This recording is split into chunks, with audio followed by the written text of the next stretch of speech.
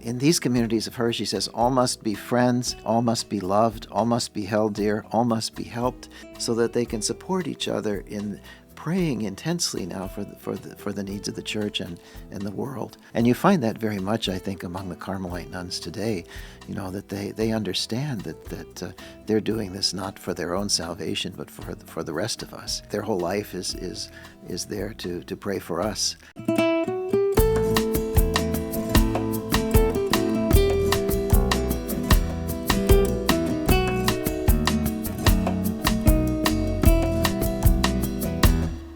Praise be Jesus Christ, and welcome back to another episode of CarmelCast. CarmelCast is a production of the Institute of Carmelite Studies Publications. For more information, you can visit our website at www.icspublications.org. My name is Father Pier Giorgio, and today I'm joined by Father Stephen Payne. Father Stephen, welcome back. Thank you. Thanks. Yeah. And this season, we've been talking about the life, the biography of St. Teresa of Avila. And today, in this episode, we're going to be moving forward in the timeline of her life and be speaking about a period of her life in which she goes from being a nun in the Monastery of the Incarnation to eventually founding her own monastery, St. Joseph's or San Jose, also in Avila, and begins to take on a role slightly different from her previous role as a nun. She begins to take on the role as a mother. She becomes La Madre. She becomes our Holy Mother in the foundation, this first foundation of St. Joseph's Monastery in Avila. In the last episode, we talked a little bit about sort of the beginning stages of extraordinary mystical experiences that St. Teresa began to have, and how those she was aided by spiritual directors in being able to discern and to determine that it was the voice of God speaking to her in her life, in her soul. And it's important to mention these directors, I think, once more today, because they would have a significant impact in the foundation of San Jose, of St. Joseph's Monastery. And I'll be using those interchangeably throughout, San Jose and St. Joseph, so feel free to do the same. I think I ordinarily say San Jose, so I'll probably be doing that.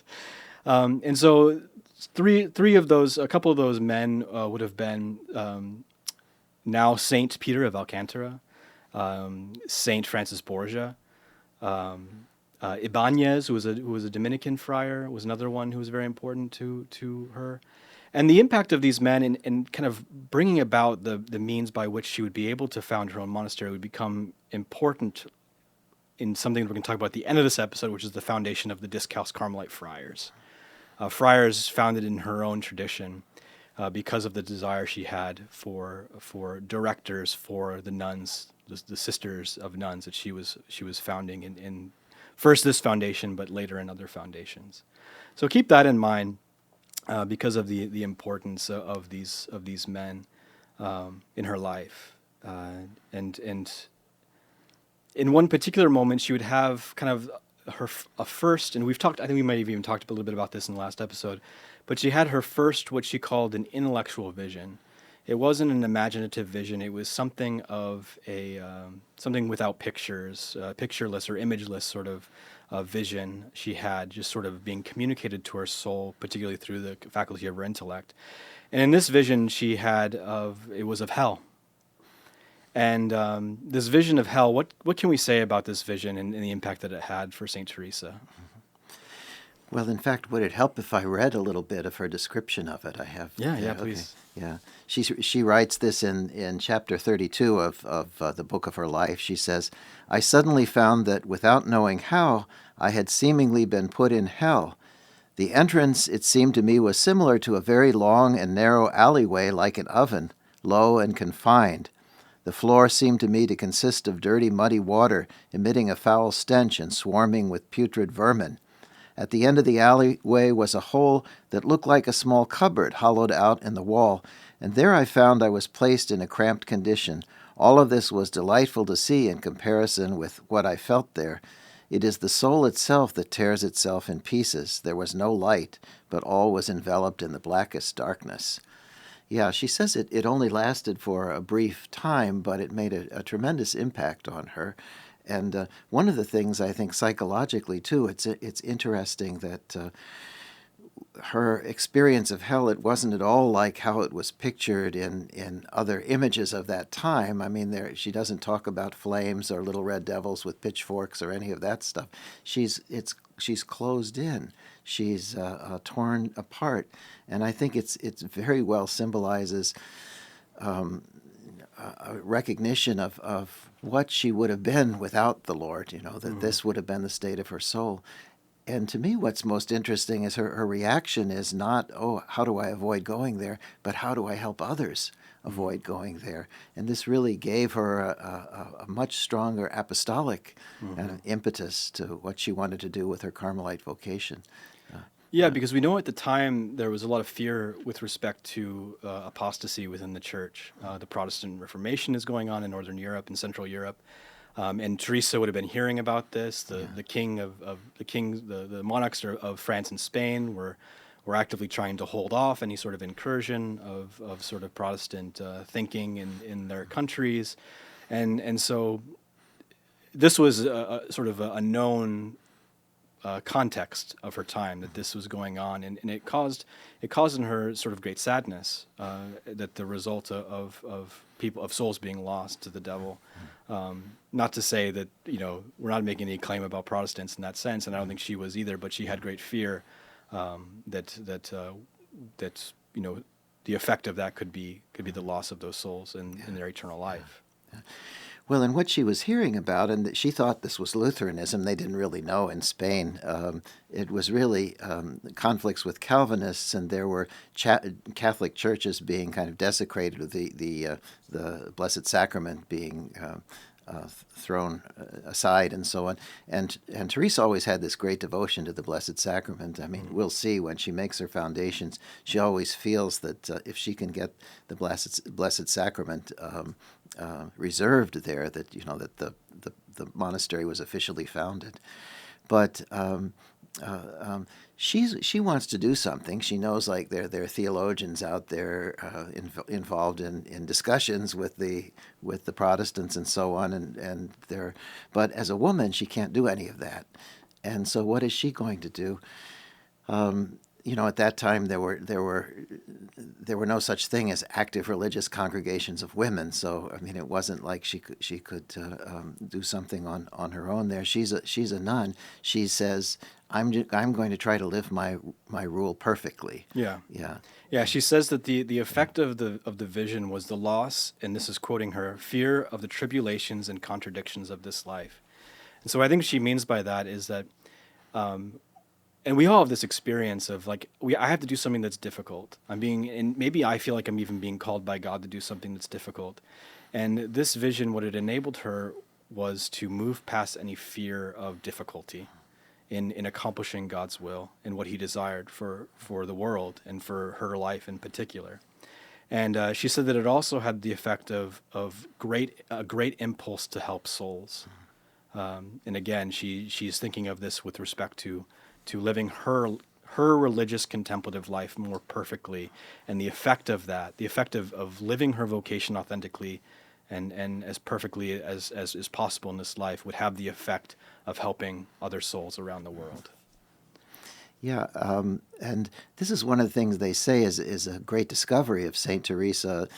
She's one of the first foundresses of a women's community that understands the contemplative life in this apostolic context. That being contemplatives, praying for the church, is a tremendously important service. It's what she can do, and she decides, that's what I can do. I'm going to do it with my whole heart, and help others to do that too. And so gradually the idea of not just herself doing this, but it kind of lays the groundwork for now the inspiration to start a community that will be dedicated to this. Yeah, dedicated to this sort of charism with a contemplative charism with an apostolic dimension. Yeah, and also a charism, and lived in the Carmelite life. She was a Carmelite nun. But also she says in the first spiritual testimonies, she says, with determination not to omit anything that I think is more perfect, I wouldn't for any treasure fail to do it. And so it's taking more seriously the the rule, the constitution set forth in her life, to do with the gift that God had given to her in her vocation, to live it excellently. And it's not to say that the conditions in which she was living in the incarnation, the monastery that she entered as a young woman, prevented her from doing such things. But the monastery, we can speak maybe a little bit about the monastery she was living in. There was, hundreds of nuns living there. There was a sort of a financial crisis going on in that community that resulted in them needing to make certain sacrifices as a result to be attentive to their benefactors.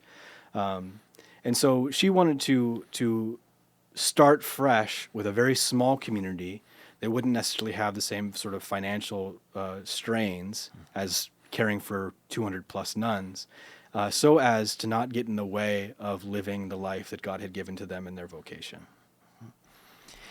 Yes, and as you know, I mean, this was particularly triggered by a conversation that she describes in the same chapter that occurred a little bit after that experience of being in hell, where she and a group of her friends are sitting there in the incarnation. And again, she was one of the richer nuns in the community, so she had a nice big suite of rooms, and she had her friends in there with her.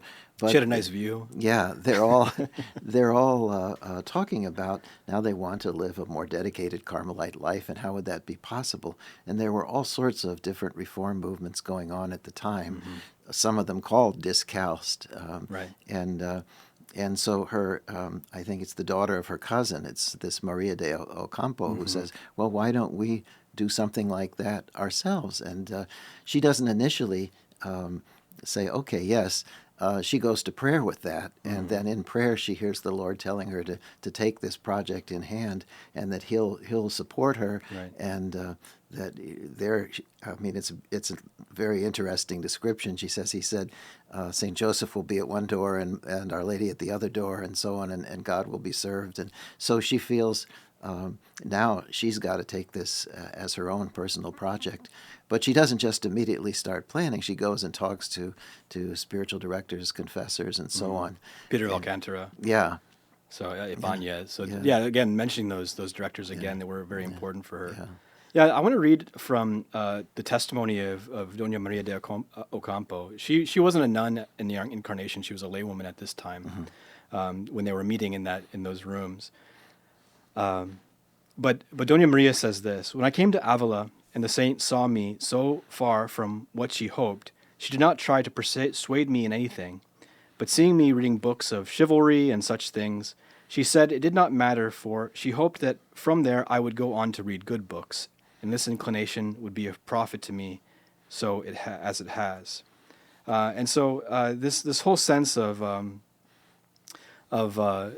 Maria Ocampo, she comes to Teresa kind of in a similar situation that Teresa had found herself in years previous, and so she's sort of poised for a conversion in a sense, and I think this discussion about living a religious life perfectly must have caused sort of great consolation for her, because she writes this too as they begin to talk about founding their own monastery.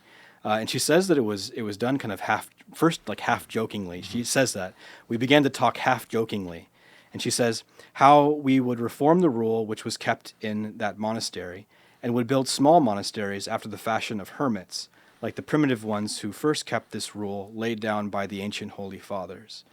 I went at the end, savoring the talk, which was better by far than others we had, and I said to the Holy Mother that I would help her with 1,000 ducats for making a beginning. And the saint was so much pleased with this and the other reasons for the proposal that it was enough to encourage me.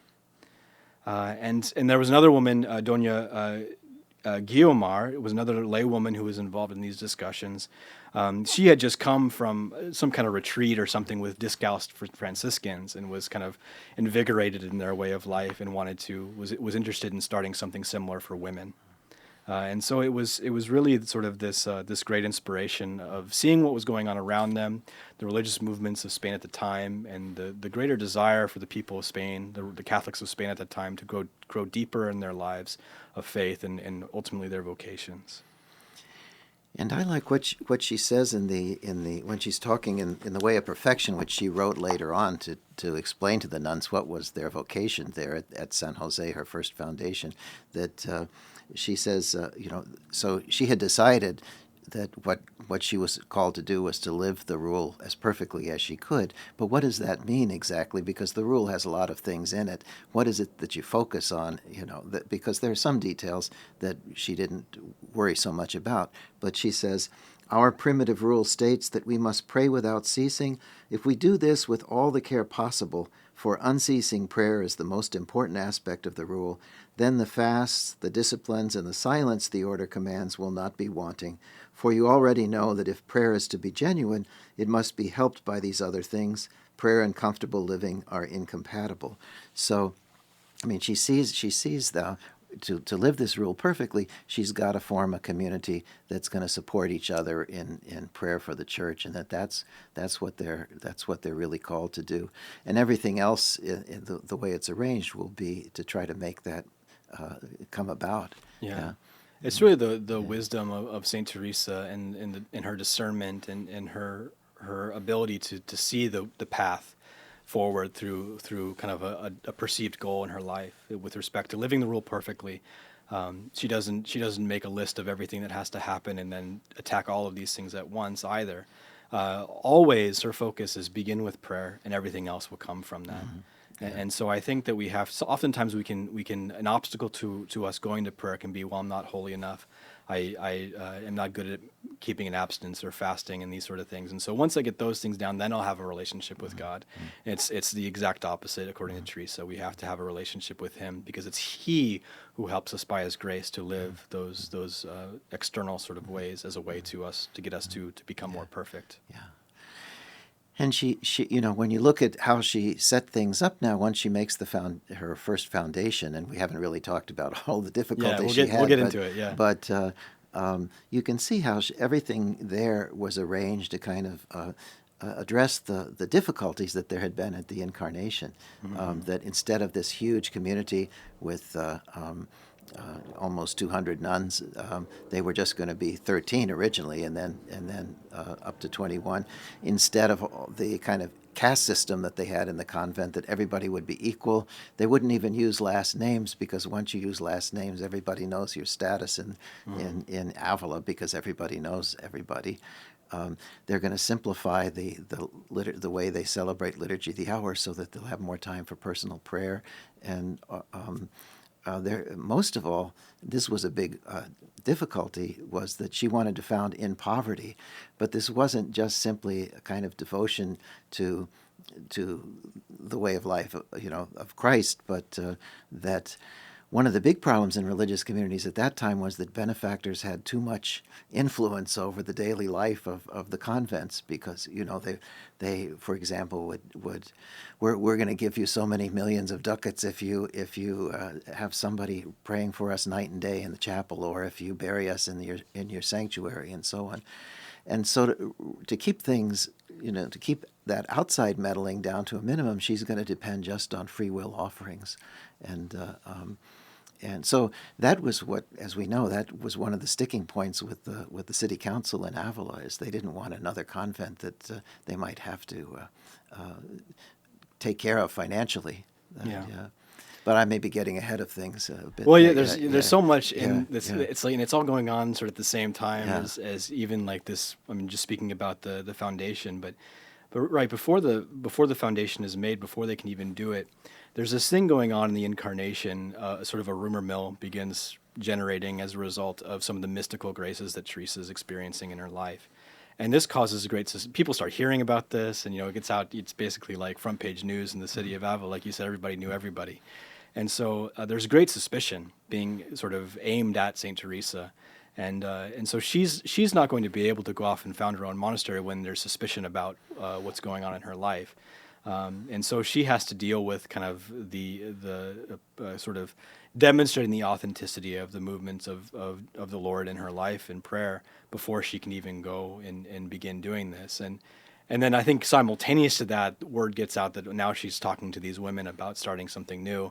And so it sort of causes this great frenzy with respect to the people in Avila, the people who frequent the monastery, the nuns in the monastery, the bishop, priests in the diocese. So they're all sort of like hearing about Teresa through these rumors of her experiencing visions and things like this. And we know at the time that was oftentimes greeted with great suspect because of the false mystics that were prevalent at the time, and there's a whole movement of them going on in Spain at this time. So just to say that, to set up the understanding that things were not good at the time for her personally with respect to doing something like a new initiative.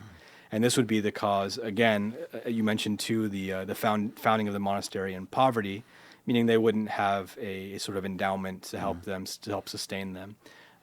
Would cause a lot of questions and preventing her from really going forward. And yeah, I don't know if you have anything to offer about that whole aspect of what's going on. Well, and not to get too far into the weeds, but we know that, what happened was very providential for her, because she gets asked to go to Toledo, away from Avila, by the Doña Luisa de la Cerda, who was a noblewoman who was widowed, who wanted Teresa. She'd heard about Teresa, wanted her to come and comfort her. And so Teresa goes to Toledo, so she's off the scene for a while, and her relatives are getting a place ready and so on. But things are dying down in Avila because she's not on site. And in the meantime, her friend that you mentioned before, Doña Guiomar, has written to Rome asking them for permission to make this foundation. And so when Teresa's finished in Toledo, which was a good experience for her, she finds out more about the rule. Actually, that's where she sees more clearly about the poverty issue. But when she comes back, the permission arrives, and so kind of everything's set to go. And there were so many, when you look at how this all happened, there were so many points at which it could have gone completely off the rails and failed, and didn't. I'm sure she felt, and I think we feel in retrospect, that had to be the providence of God kind of making it possible. Yeah, and her time in Toledo with Doña Luisa really kind of gave a lot of confirmation to, because she had doubts whether she was capable of doing this, of becoming a foundress, of being, even maybe being a prioress of a small community. She had doubts of herself. But in speaking to Doña Luisa, it's funny, she was getting all of this popularity and notoriety within Spain, and Toledo is not close to Avila. I think it's like a 3-hour drive today, so probably multi days, perhaps even weeks to get between Avila and there. And so it's you can see how widespread the notoriety of Teresa is becoming. But she found a good friend in Doña Luisa, and it helped her to really confirm in her as well. So things sort of quiet down back in Avila while she's away, but also her resolve becomes firmed as a result of hearing Doña Luisa. And Doña Luisa, of course, will become a great, important person for her later on as she begins making foundations. So eventually, Teresa returns to Avila, to the Incarnation, and like you said, Doña Guiomar has, in the meanwhile, petitioned Rome about the founding of this monastery, and probably because of all sorts of communication issues. And because she wasn't a religious either, she didn't really know the whole protocol, and I don't think anyone really knew the protocol. I don't even think Rome knew the protocol for doing something like this. It was kind of unorganized at the time.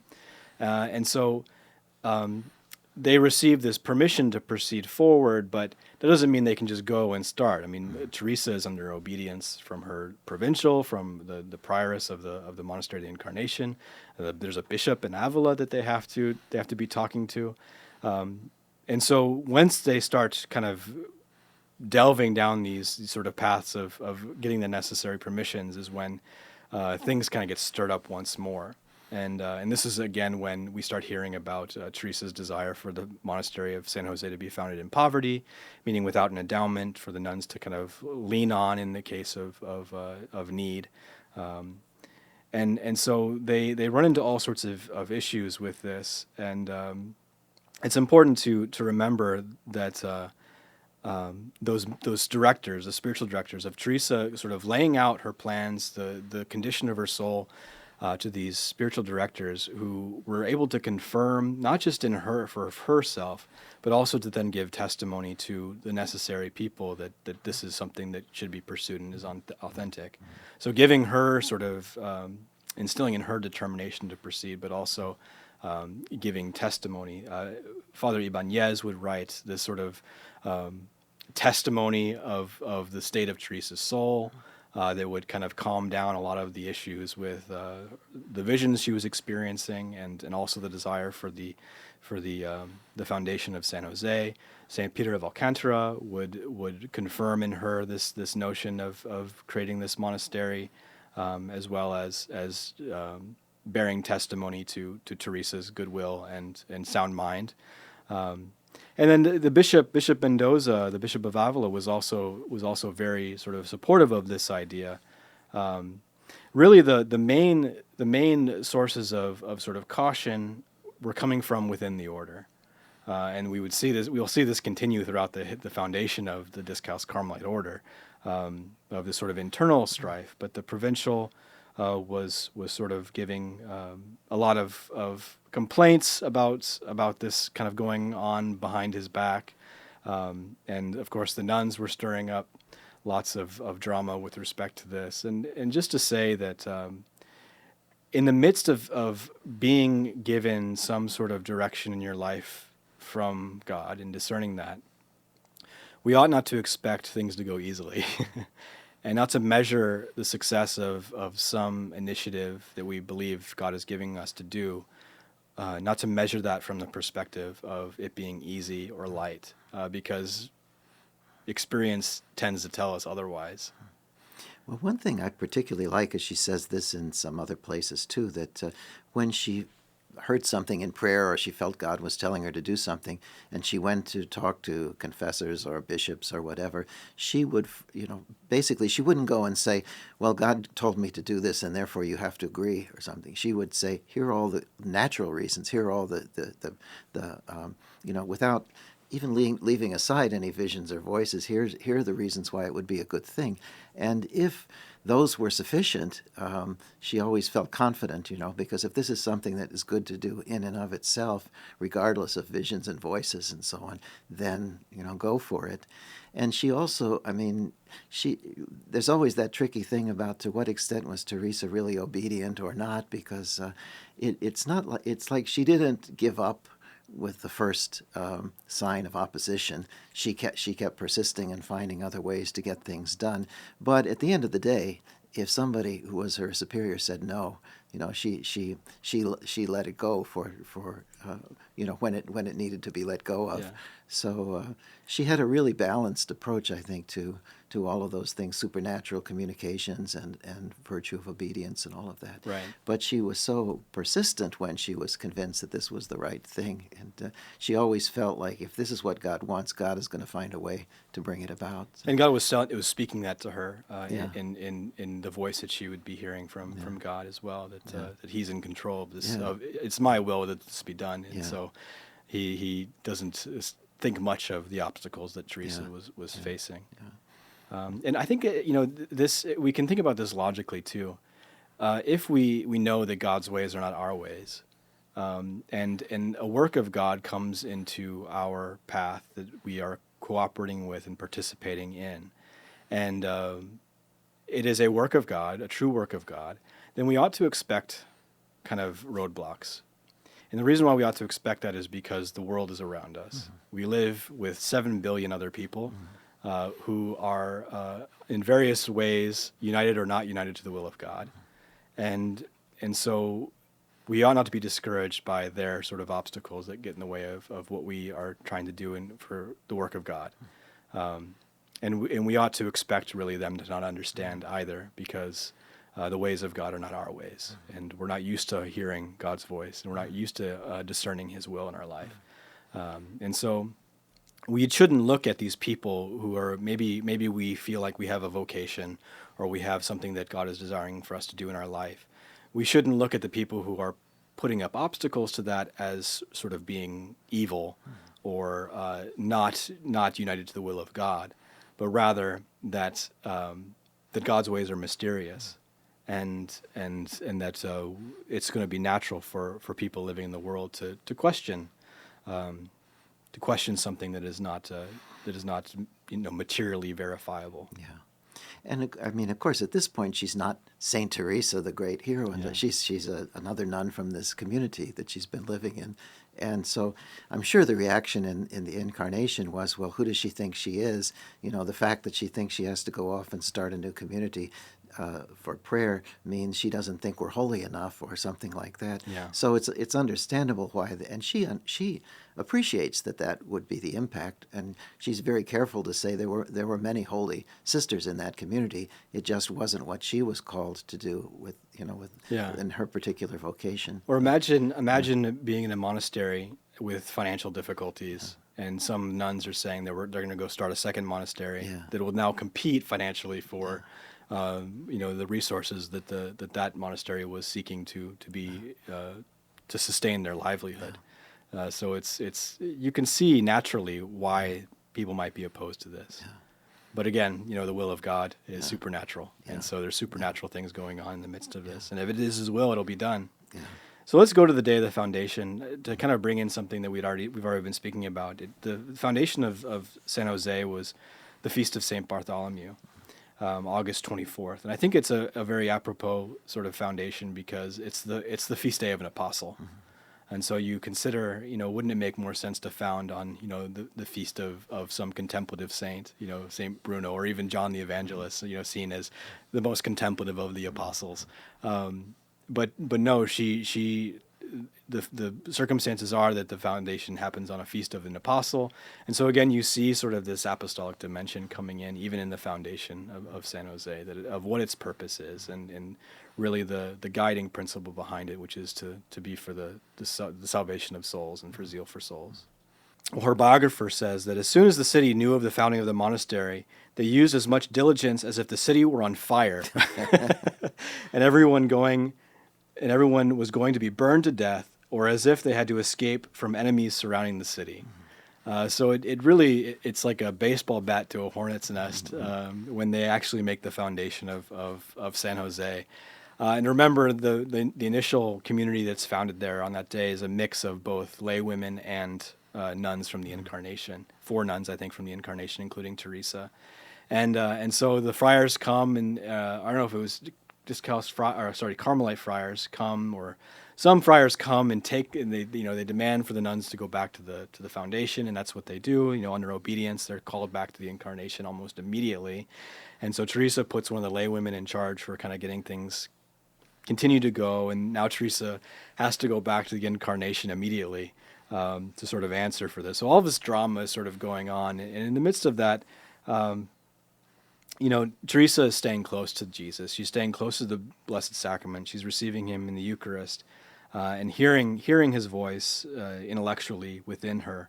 That all would come, and in the midst of this turmoil and drama is nothing but peace and happiness for her in her own soul.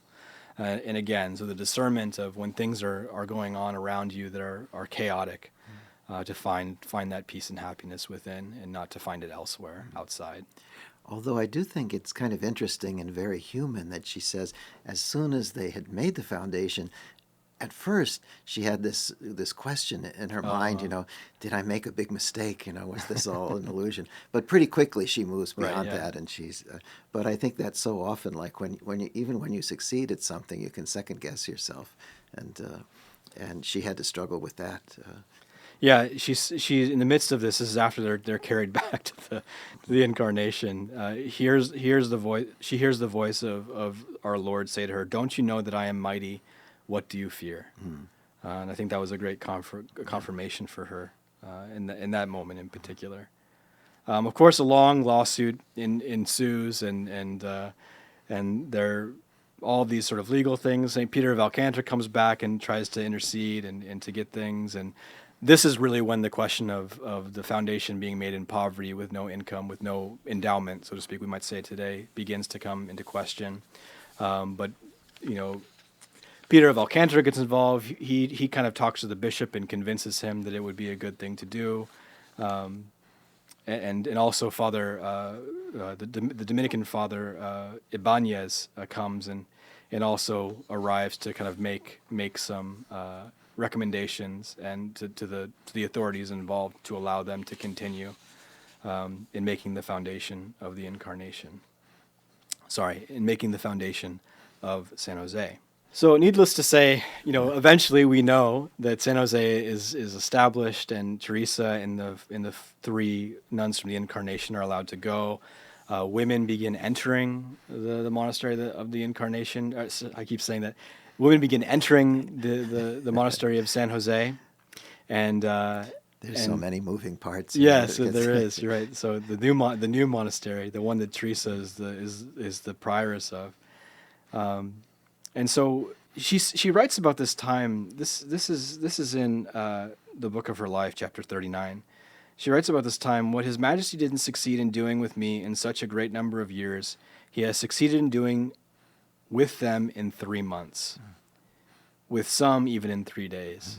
So it's really, she's given some kind of star power in her in giving growing in her spiritual life during this initial period of really being fulfilled in doing the will of God and founding this monastery and accomplishing the things that she had endeavored to do in the foundation of San Jose. Mm-hmm. I don't know if you have it. I think you have a quote for this. Yeah, I was just going to say, one of the things she does there now in these early years in San Jose is the sisters are asking her to explain more about their vocation, so she writes the Way of Perfection for them. And here's how she says when she's explaining it. At the time the news reached me about the Protestant Reformation, all the difficulties in Europe, she says, the news distressed me greatly, and as though I could do something or were something, I cried to the Lord and begged Him that I might remedy so much evil. It seemed to me that I would have given 1,000 lives to save one soul out of the many that were being lost there. I realized that I was a woman and wretched and incapable of doing any of the useful things I desired to do in the service of the Lord.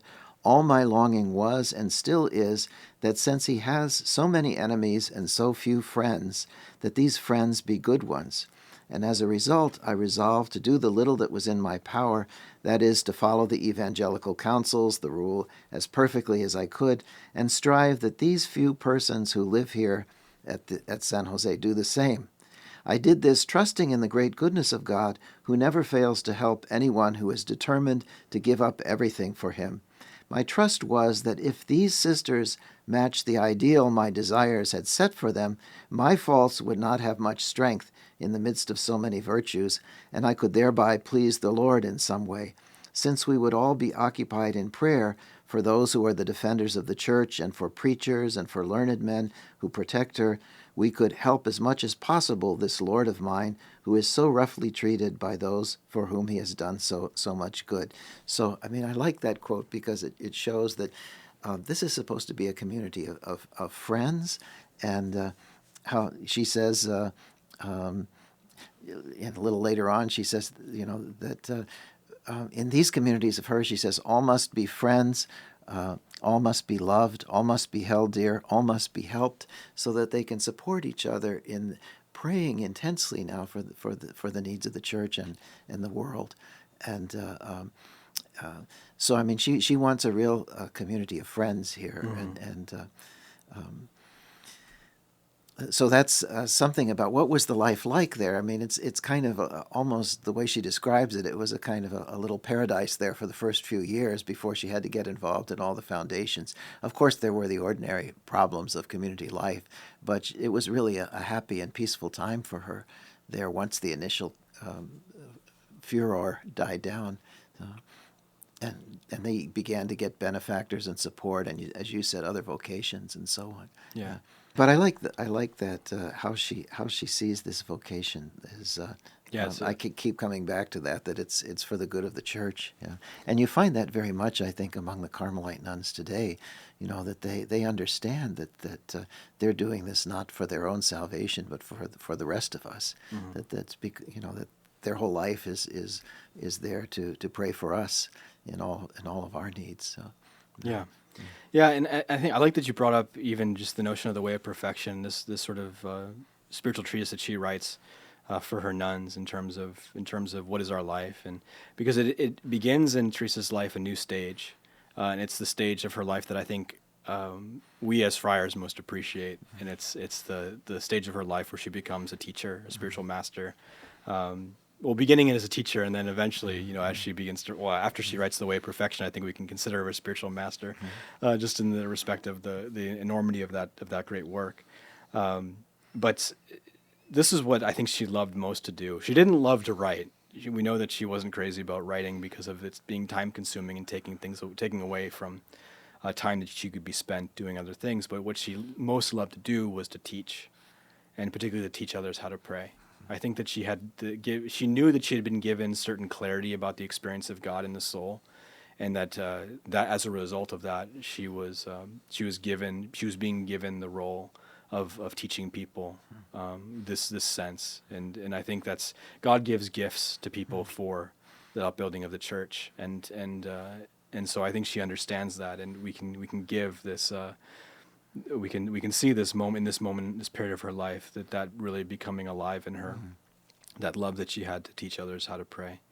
And it's clear too when you read her that everything she's saying, like she's writing directly to the Carmelite nuns of her community, but all of it is translatable pretty much to anybody's Christian life, that we all live in a community of some sort. We all face those same kinds of issues that they faced, and so a lot of people are, feel like, well, I can't read Teresa because she's talking about visions and voices, or she's talking about Carmelite nuns, but it's all human things that we all have to deal with, and so it's very practical in what she has to say. I think the advice.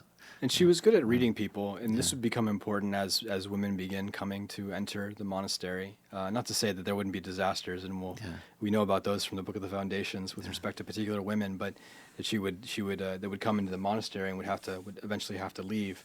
But Blessed Anne of Jesus says that she writes about Teresa's that not just these women, talking about people who would come, vocation candidates, I guess you could say, regarding Teresa, not just seeing them, but hearing them talk about their affairs, she could distinguish what spirit and talent they possessed. And with some of us, she knew before we entered the order how we would go on in it. Mm-hmm. And so she had this ability to just see a person and then know how that person fit into the picture that God was calling her to. We know this too with the friars that would come about too, when she would meet John the Cross and Fray Gracian, how she would immediately know, okay, this is the person that I've been waiting for with respect to this need that I have. And she was able to just quickly move and to give that person, to equip that person with the formation that they needed to do the will of God with respect to the living in the order. And she says that I think this is in The Way of Perfection, but one thing that she really desires with the other nuns who would be coming to live in San Jose was she demanded that they be intelligent. That doesn't mean intelligence is different from being smart or being educated. Intelligence for her meant docility and being able to adapt. And intelligence is a prerequisite for conversion, and so that was another important aspect that she would grow in seeing the value of with respect to the growth of this first monastery and later on into the foundations. And it's something that I think we need to foster within ourselves too. Is that docility, and that the docility is a sign of intelligence in the work of God in us. So just important aspects of this foundation. We could speak so much about the devotion of the house. The money that they did have, they didn't spend on sort of upgrades. I think they had one frying pan for the kitchen. So when they would spend money, it would always be directed towards the growth of love towards God. And so they would spend money on things like devotional items and images and statues and things like this that have commissioned for the chapel, because she knew what the effect of the images would be in guiding the sisters towards love of God more fully. So just important aspects that we know about Teresa's life and things that were important to her, how they come into the life of the new monastery of San Jose. And I always think just the quality of human relationships she had such an appreciation for. I mean, I think, as you said, she's able to size up people pretty quickly because she has this capacity for friendship and a lot of insight into human nature. And friendship is so central to her. It becomes her metaphor for our relationship with Christ in prayer, even so that she wants these, not just devout nuns, but nuns who have a lot of these human qualities, like you say, intelligence, also affability is an important quality. She mentions that, that she says the holier the nuns are, the more affable they'll be with their sisters. Doesn't mean laughing all the time and so on, but approachable, friendly, and so on. That things that will build a kind of solid community life. She really understands that, I think. Yeah. Yeah, and it's important. It's an important aspect when we desire to do God's will in maybe some endeavor that we feel we're being called to remember that we're also a work in progress. Yeah. That we require formation. That we can't arrive at a sense of accomplishment and accomplishing something towards God's will with a sense of, well, I did it. And it was because of the gifts that I have and natural abilities that I possess. That would be sort of looking at it in a very non-intelligent way, a non-docile way, in the sense of God desires something perhaps in your life, and He's going to affect it to be accomplished, not just by changing circumstances, but by changing you in the midst of it.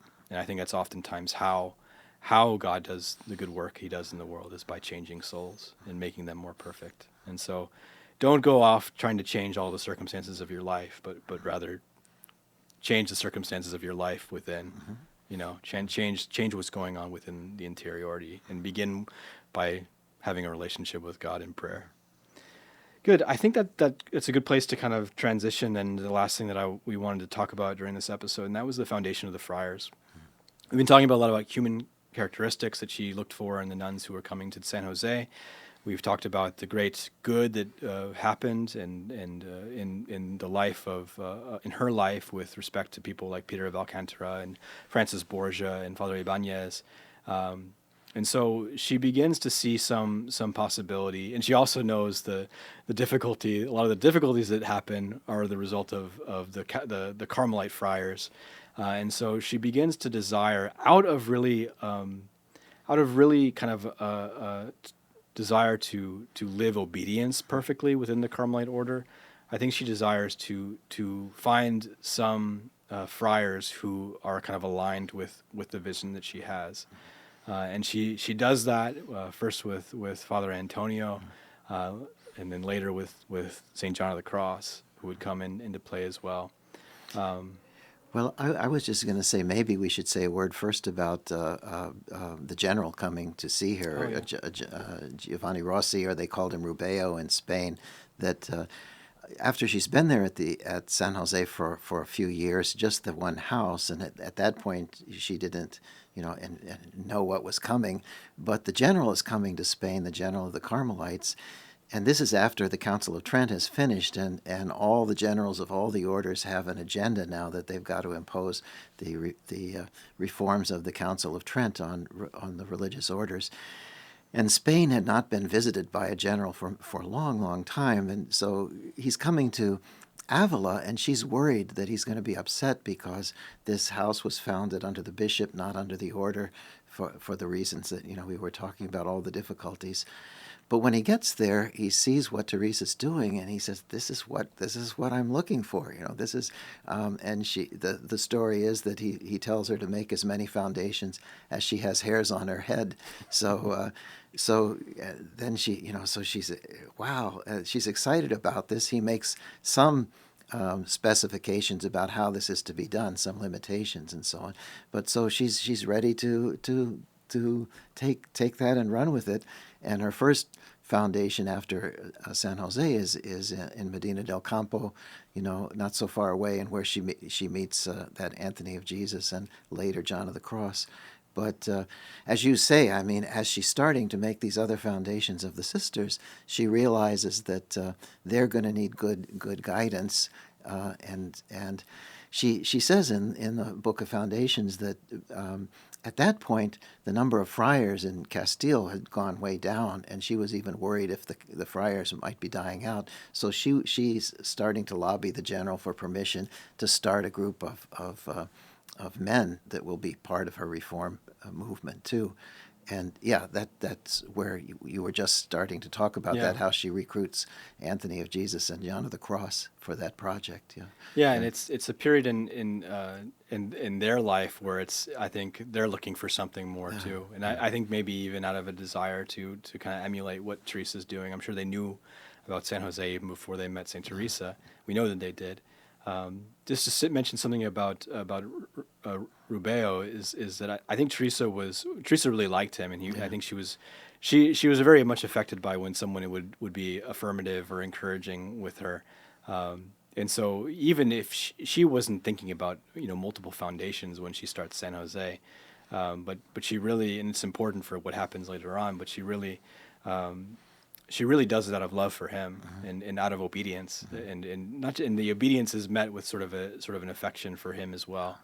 And so it's not for her own sake that she wants to do this. It's really out of obedience and love for his goodwill and the success of the order. Yeah. And I forgot to mention the thing she mentions before that in the Book of Foundations is that she's there at San Jose and they get a visit from a missionary, a Franciscan missionary to the Americas, who comes back and he's telling the nuns about the souls, and the way they understood it, that are being lost for lack of someone to preach the gospel to them. And again, she's immediately fired up and she wants to know, what can I do to help here? And she hears in prayer the Lord saying to her, just wait a little and you'll see great things. And that's when the general comes and starts telling her to make these new foundations. And so again, she sees that as this is what she can do to help the church in the spread of the gospel and so on. She can't pick up and move to the Americas or something, but she can do this for the love of the Lord, and this is going to help. So again, it kind of reinforces the apostolic purpose of making all these foundations. Yeah. Yeah, and so for Teresa and her desire to found friars, it comes out of a desire that she herself had for her own foundation of nuns. And the kind of evolution of that desire, the growth of that desire for as she begins to hear more, and as she begins to realize how much it's needed for preachers to be out there. And so, the foundational aspect of the founding of the friars is that they would be out in the world, and friars, mendicant friars, preaching for the salvation of souls and to preach the gospel to the ends of the world, right? And so, yeah, I think it's an important aspect of as friars, we consider her to be our foundress, not John of the Cross, but Teresa to be our foundress, and it's really we take seriously her desires for the friars to be at the service of the nuns, but also to be at the service of souls needing direction and desiring direction and desiring to do God's will. So. Well, and sometimes people who don't know much about the Discalced Carmelites, they'll look at us and they'll say, well, how come you're not inside the cloister or something like that, like the nuns? And they don't understand that was never Teresa's vision for the friars. That when she goes to visit their first foundation in Duruelo, she's happy to know that they're going out and preaching in the area because there's not a lot of clergy in the area and so on.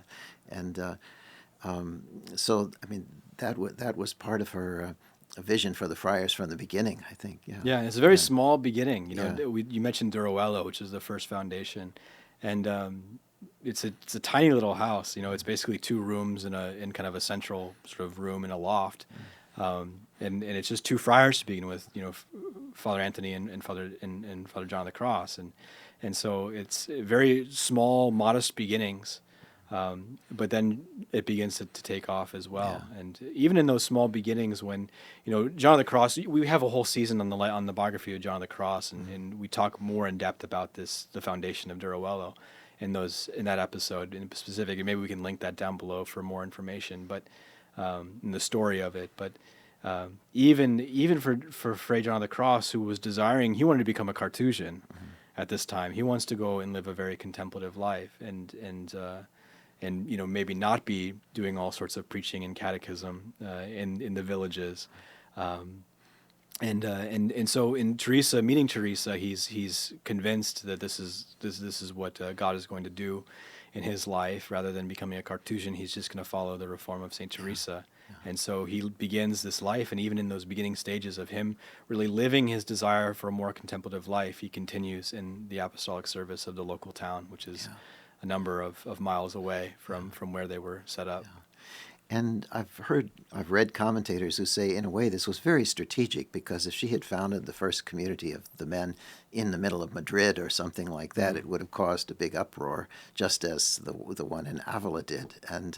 But they're there in Duruelo; they're kind of out of the way. Nobody's going to argue with them being there, and so on. So it gave the friars a chance to get started, and before things became more complicated, as I'm sure you're going to talk about in later episodes. So, the foundations. The next episode we'll be talking about more of the foundations and how it's a great story. I mean, the book of the Foundation is probably the most entertaining of all of Teresa's books, because it reads kind of like a telenovela with lots of drama and intrigue. So, well, you can see too when you read it, she's kind of shaking her head sometimes at the friars. That for example, that when they're getting ready to go to Duruelo, that Anthony of Jesus is bringing all these clocks and not furniture and so on, so that they can keep the schedule perfectly.